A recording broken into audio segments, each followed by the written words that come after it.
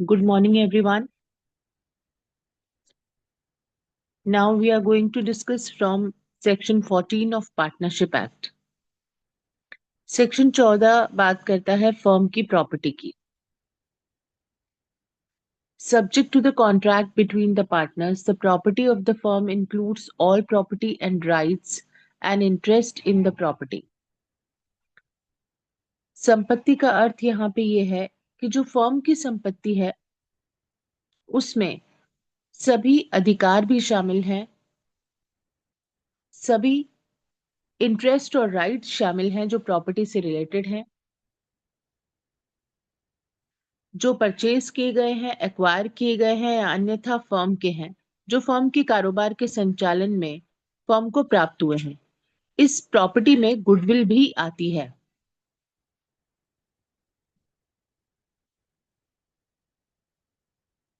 और जब तक कि कोई कॉन्ट्ररी बात अपेयर नहीं होती है, ये माना जाएगा कि फर्म के धन से अर्जित संपत्ति और संपत्ति में अधिकार फर्म के लिए ही समझे जाएंगे.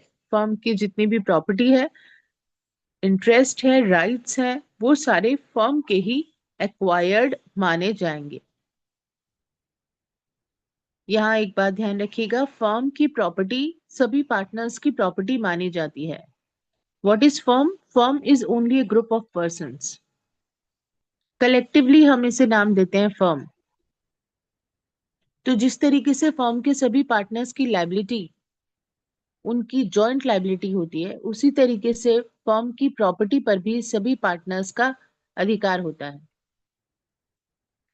सेक्शन 15 देखिए, फर्म की संपत्ति का उपयोजन, application of the property of the firm, यानी फर्म की संपत्ति का इस्तेमाल कैसे किया जाएगा.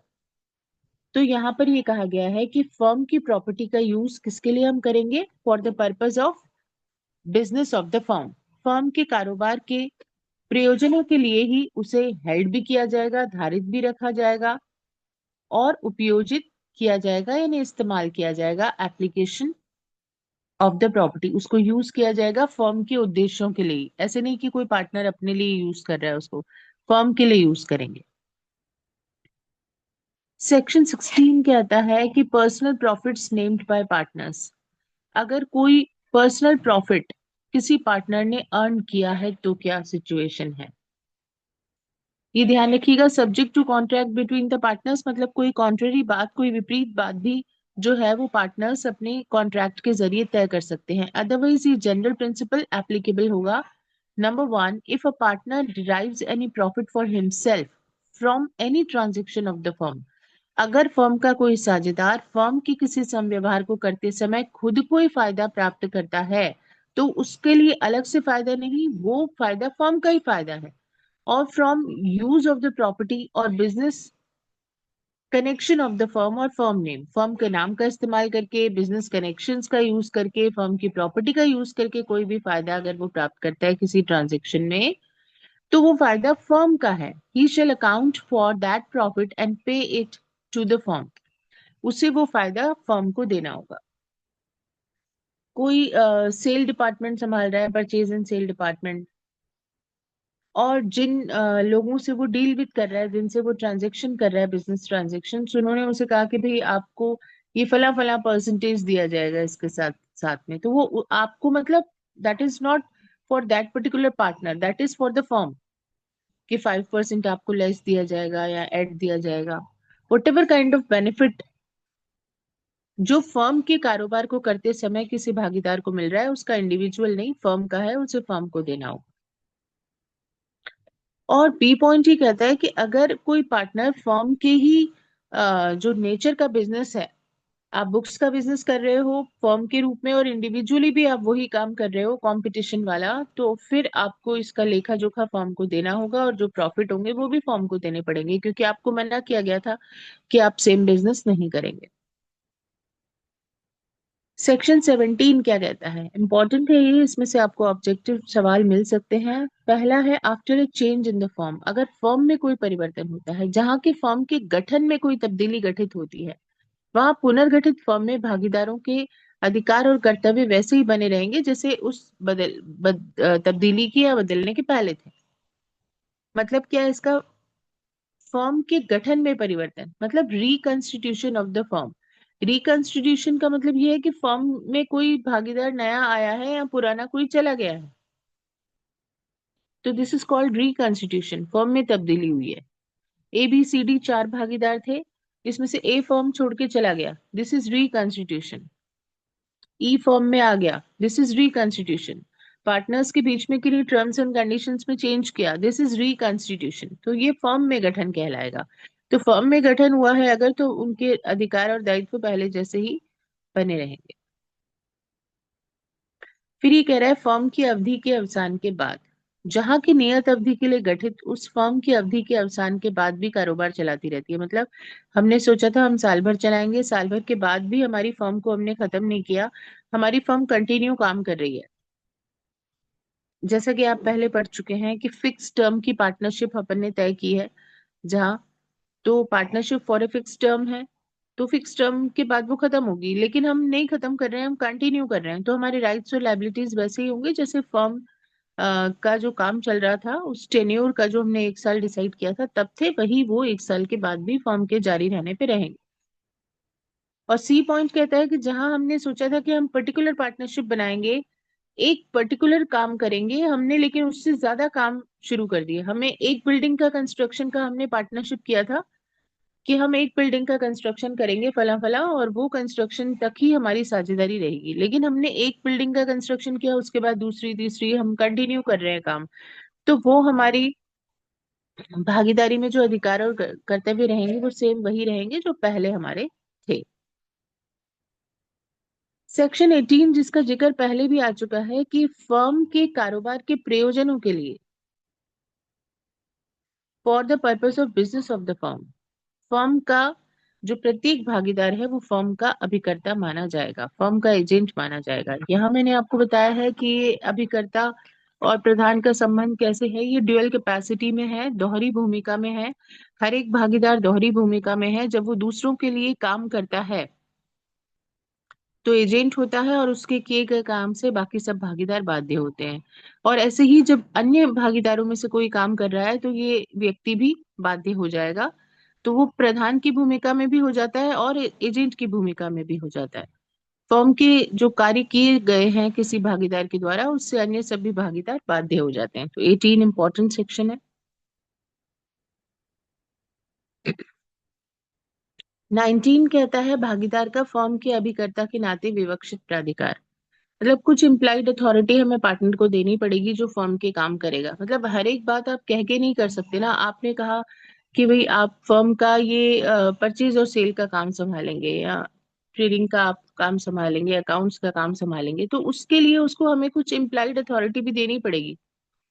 अगर वो गुड्स खरीदेगा बेचेगा तो उसे कुछ माल उधार भी लेना पड़ेगा, कुछ उसे चेक भी जारी करना पड़ेगा। तो कुछ इम्प्लाइड अथॉरिटीज हैं जो हमें कहने की आवश्यकता नहीं है, वो विवक्षित काम कहलाएंगे। तो सेक्शन 19 में आपको बताया गया है कि पार्टनर अगर कोई ऐसा काम करता है जो फर्म के कारोबार को चलाने के लिए जरूरी है, जो काम उसे सौंपा गया है उस काम को करने के लिए जरूरी कार्य हैं, तो वो फर्म को बाउंड करेगा उन कामों से, और इसे हम इम्प्लाइड अथॉरिटी ऑफ पार्टनर कहेंगे। लेकिन सेक्शन 22 में जो बताई गई रेस्ट्रिक्शंस है उनको भी हमें ध्यान में रखना होगा। लेकिन वो क्या काम नहीं कर सकता उसके बारे में इसी में क्लॉज 2 में बताया गया है। क्या काम कर सकता है, मतलब अगर कोई फर्म ट्रेडिंग का काम कर रही है, तो सिचुएशन में मैंने आपको बताया गुड्स खरीदेगा बेचेगा, तो उसके लिए उसे क्या एक एक बात के लिए पूछना थोड़ी पड़ेगा, भैया आप मुझे गुड्स फला से जगह से गोडाउन से लेके या रेलवे स्टेशन से गोडाउन तक पहुंचाना है, तो मैं क्या गाड़ी हायर कर लूं, क्या मैं किसी बंदे को नियुक्त कर लूं क्या? अरे भाई मजदूर को भी अपॉइंट करना पड़ेगा, लेबर भी लगानी पड़ेगी, गुड्स को वहां से लेने जाना पड़ेगा, छोड़ना पड़ेगा, कुछ क्रेडिट देना पड़ेगा, चेक इशू करना पड़ेगा, ये सारी चीजें यूजुअल हैं। एक काम कह दिया आपको कि आपको चलाना है, मतलब उससे संबंधित आपको जो जो काम करना आवश्यक है वो आप करोगे ही। This is implied. क्लॉज 2 कहता है कि भाई आप क्या काम नहीं करोगे, कि इम्प्लाइड अथॉरिटी की भी एक सीमा है, लिमिटेशन है, क्या आप नहीं कर सकते। पहली बात तो कि फॉर्म से रिलेटेड अगर कोई डिस्प्यूट है, विवाद है, तो आप कहें कि मध्यस्थम यानी आर्बिट्रेशन से हमारे मामले को सुलझाया जाएगा, ये कोई एक अधिकार एक व्यक्ति अधिकार नहीं रखता पार्टनर। ये सबको मिलके कंसेंट से होता है। तो इम्प्लाइड अथॉरिटी में आप ये डिसाइड नहीं कर सकते कि आर्बिट्रेशन से हमारा मैटर सॉल्व हो। अपने नाम से बैंक में खाता खोल लो फर्म की तरफ से, ये भी नहीं कर सकते आप। कोई फर्म के खिलाफ कोई दावा आया है या फर्म ने कोई दावा किया है, उसमें आप कहो कि अपन कॉम्प्रोमाइज कर लेते हैं थर्ड पार्टी से, ये भी आप नहीं कर सकते। कोई जो वाद या कार्यवाही फर्म ने की है या फर्म के खिलाफ हुई है उसको विड्रॉल कर लें आप, ये भी नहीं कर सकते। फर्म की तरफ से कोई लायबिलिटी एक्सेप्ट कर लें, ये नहीं कर सकते। कोई प्रॉपर्टी फर्म के नाम से खरीद लें इमूवेबल प्रॉपर्टी, वो नहीं कर सकते। फर्म की इमूवेबल प्रॉपर्टी ट्रांसफर नहीं कर सकते,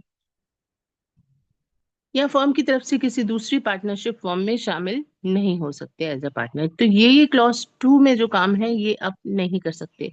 सेक्शन 19 का क्लॉज 1 और 2 दोनों इंपॉर्टेंट है ऑब्जेक्टिव पॉइंट ऑफ व्यू से।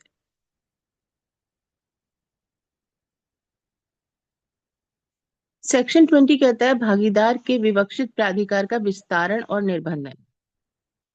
मतलब कब ऐसी सिचुएशन है कि जो आपने सेक्शन 19 की क्लॉज 1 और 2 में जो चीजें पढ़ी हैं उनको हम सीमित कर दें, उस पे हम रेस्ट्रिक्शन लगा दें या उसको हम बढ़ा दें।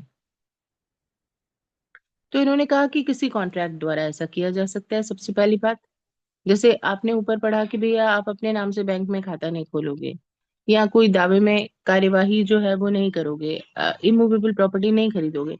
लेकिन अगर पार्टनर्स के बीच में कॉन्ट्रैक्ट हो गया कि नहीं भाई आपको हम ये अधिकार दे रहे हैं कि किसी इमूवेबल प्रॉपर्टी को खरीद सकते हो या ट्रांसफर कर सकते हो, तो ये कॉन्ट्रेरी बात होगी। तो बढ़ा दिया हमने उसको। फिर ये कह रहे हैं ऐसे किसी निर्बंधन के होते हुए भी भागीदार द्वारा फर्म की ओर से किया गया कोई भी कार्य जो उसके विवक्षित प्राधिकार में आता है फर्म को आबद्ध करता है। This is but natural. Implied authority में किसी पार्टनर ने अगर कोई काम किया है तो उससे फर्म बाउंड होगी ही होगी, जब तक कि वह व्यक्ति जिसके साथ वह भागीदार व्यवहार कर रहा है उस निर्बंधन को जानता न हो या ये ज्ञान या विश्वास रखता हो कि वह भागीदार भागीदार नहीं है। थर्ड पार्टी को अगर ये अवेयरनेस है कि ये जो काम कर रहा है बियॉन्ड जाके कर रहा है, उस सिचुएशन में फर्म बाउंड नहीं होगी। अगर थर्ड पार्टी को अवेयर है कि भैया इसको तो इमूवेबल प्रॉपर्टी को ट्रांसफर करने का राइट ही नहीं था, फिर ये कर रहा है, तो इस बारे में पार्टी अवेयर है, तो इस सिचुएशन में फर्म बाउंड नहीं होगी। सेक्शन 21 ये कहता है कि कुछ अधिकारिता तो आप देते हो पार्टनर को काम करने के लिए एग्रीमेंट के थ्रू, कुछ आप देते हो इम्प्लाइड विवक्षित रूप से, और इमरजेंसी में भी पार्टनर के पास राइट आ जाते हैं कि वो फर्म को प्रोटेक्ट करने के लिए वो सारे काम कर सकता है जैसे कि अपने लिए वो काम करता। एक ऑर्डिनरी प्रूडेंट पर्सन उन्हीं परिस्थितियों में खुद के बचाव के लिए जो काम करता, तो वही काम यहाँ पर इमरजेंसी में पार्टनर को करने की अधिकारिता है।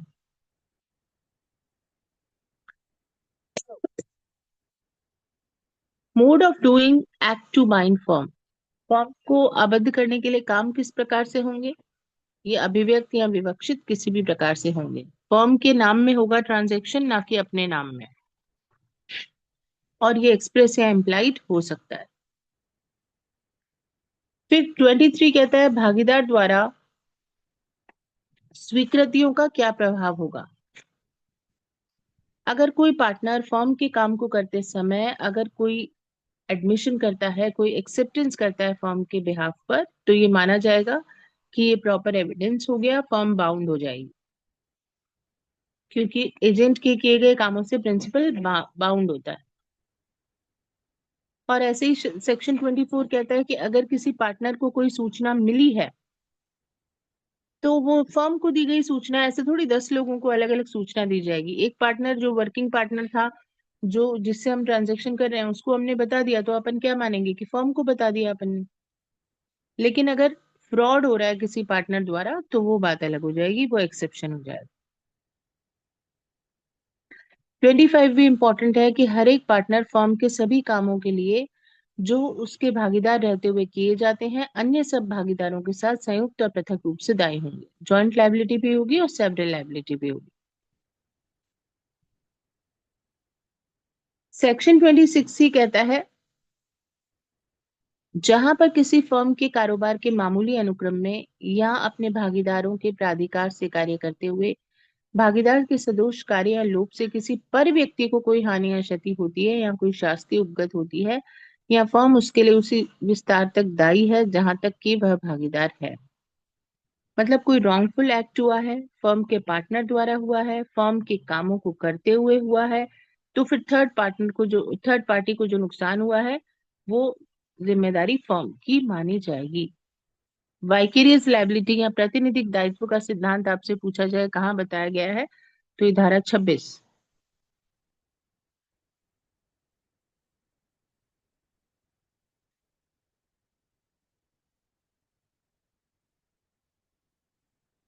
Section 27, liability of firm for miss application by partners. जहां पर कि भागीदार अपने प्राधिकारिता में काम करते हुए किसी पर व्यक्ति से धन या संपत्ति प्राप्त करके उसका दुरुपयोजन करता है। 50,000 रुपए दिए हैं किसी पार्टनर को, फर्म के लिए दिए हैं, वो खुद के लिए काम कर लेता है, खुद के लिए इस्तेमाल कर लेता है, या फर्म के कारोबार के अनुक्रम में किसी पर व्यक्ति से धन या संपत्ति प्राप्त करता है और भागीदारों में से कोई उस धन या संपत्ति का जब वह फर्म की अभिरक्षा में है दुरुपयोजन करता है। फर्म में कोई पैसा आया है, कोई प्रॉपर्टी आई है, उसका इस्तेमाल कोई पार्टनर अपने लिए करता है, तो फर्म को जितना भी लॉस हुआ है वो उसको कंपनसेट करेगा। Thank you.